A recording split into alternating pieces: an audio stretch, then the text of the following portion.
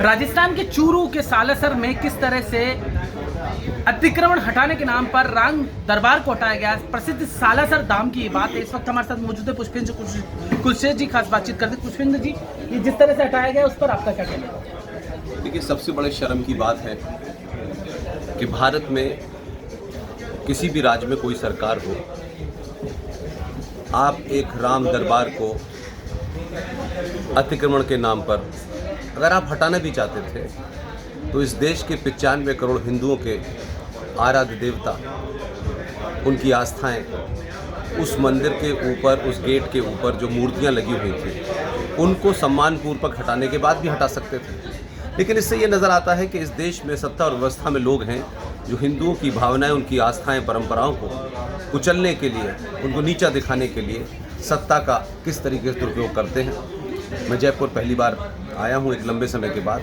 मुझे इस घटना से गहरी पीड़ा है और यहाँ की सरकार को, सत्ता में वो रहेंगे, आजीवन रहेंगे, यह तय नहीं है, लेकिन अगर आप बहुसंख्यक समाज की मान्यताओं, परंपराओं और आस्थाओं को इस तरह कुचलेंगे तो वो दिन दूर नहीं है कि जब लोग आपको सड़कों सड़कों घेरेंगे।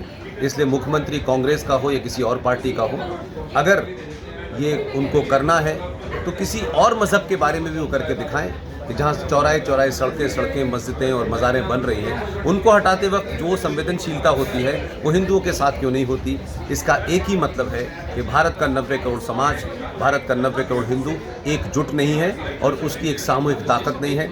लिहाजा मैं अपने हर डिस्कोर्स में कहता हूँ कि जिस दिन भी सनातनी हिंदू समाज अपनी सामूहिक शक्ति को पहचान जाएगा, सत्ताएं उनकी चौखट पे अपनी नाक रगड़ेंगी, यही मेरा कहना है। सर, एक अंतिम सवाल मेरा ये है कि इस तरह की पहले भी देखे गए मंदिर तोड़े जाते हैं, अभी आप उत्तराखंड की बात कर रहे थे, तो किस तरह से इस चीज़ पे पाबंदी लगेगी कि तुष्टीकरण की नीति कांग्रेस अपना रही है चाहे और कोई पार्टी अपना है, तो कब तक इस तरह का आपको लगता है, किस तरह से?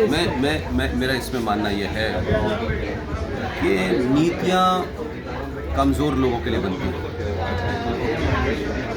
और अधिकार कमज़ोर लोग मांगते हैं।